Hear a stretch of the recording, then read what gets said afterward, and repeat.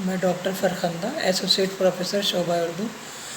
میں آج general survey M A final کے 9 پیپر جنرل سروے میں اردو صحافت مضمون کے حسرت موہانی کا اردو صحافت میں اہم رول کیا رہا ہے اس کے بارے میں اظہار خیال کروں گا.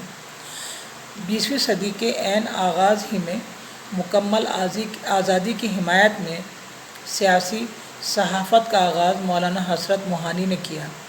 انہوں نے 1 جولائی 1903 کو علی گڑھ سے شروع کیا اور پہلے ہی شمارے میں ہندوستان کے لیے کامل آزادی کا مجاہدانہ نعرہ لگایا. وہ دبستان علی گڑھ کے پہلے باغی تھے. انہوں نے صرف نعرہ ہی نہیں لگایا بلکہ اس کے لیے جہاد بھی کیا. یہ جہاد ایسے زمانے میں کیا جب فرنگی حکومت کسی لفظ سے آزادی کا لفظ سننے کے لیے تیار نہیں تھی. بقول خورشید الاسلام بر اعظم میں پیسو ریزسٹنس کا نعرہ اور تصور سب سے پہلے حسرت موہانی نے دیا. اس کے لیے انہوں نے مزاحمت دفاعی اصلاح ایجاد کی. اس تصور نے بعد میں ستیہ گرہ کا نام پایا. جہاد حریت سے سرشار اردو معلّہ اخبار جاری کیا اور یہ اخبار ایک شعلہ بار مجلہ تھا جس کی تحریروں سے فرنگی حکمران کی نیندیں حرام ہو گئی تھی. یہ اپنے آغاز سے تقریباً 10 سال تک حکومت کے جبر و استبداد کا شکار رہا جس سے اس کی اشاعت کئی بار بند ہوئی. ان حالات کے باوجود مولانا حسرت موہانی کسی نہ کسی حالت میں اسے 1942 تک نکالتے رہے.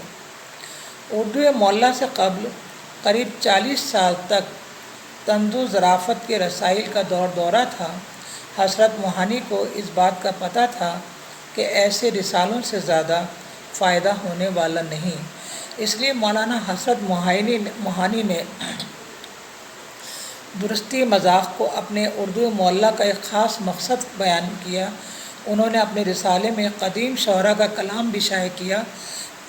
مولانا کو سر سید کے نظریات سے اختلاف تھا چونکہ سر سید نے اپنے زمانے میں سیاست کو مسلمانوں کے لیے غیر ضروری قرار دیا تھا. انہوں نے اپنے اولین شمارے میں لکھا، ہم اس کو تسلیم کرتے ہیں کہ سر سید اپنے زمانے میں قوم کے مسلم رہنما تھے اور اس وقت انہوں نے مسلمانوں کے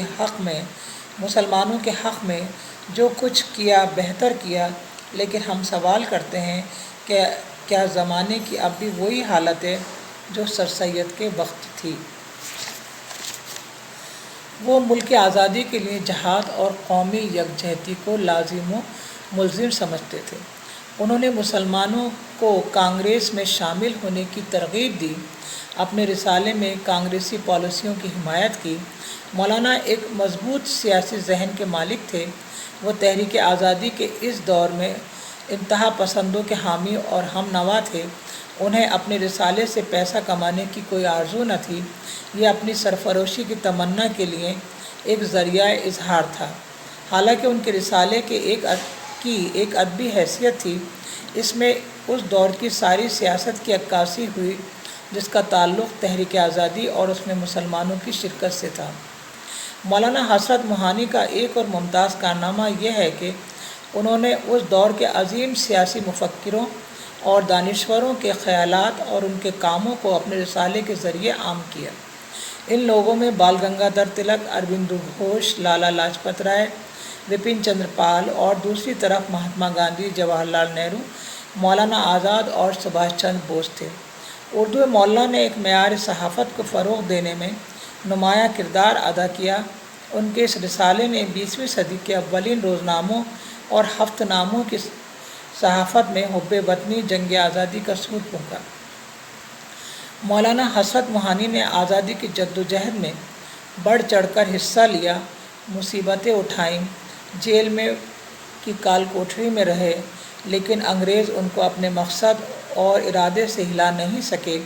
مولانا کے افکار و شخصیت کی جھلک ان کی شاعری اور ان کی صحافت میں نمایاں نظر آتی. ایک طرف مولانا رومانویت پسند بھی تھے رومانوی شاعری بھی کرتے تھے، لیکن جب حالات بدلے تو ان کے شاعری میں انقلابی رنگ بھی نمایاں ہونے لگا، اور یہ ہمیں ان کی شاعری میں جگہ جگہ نظر آتا ہے۔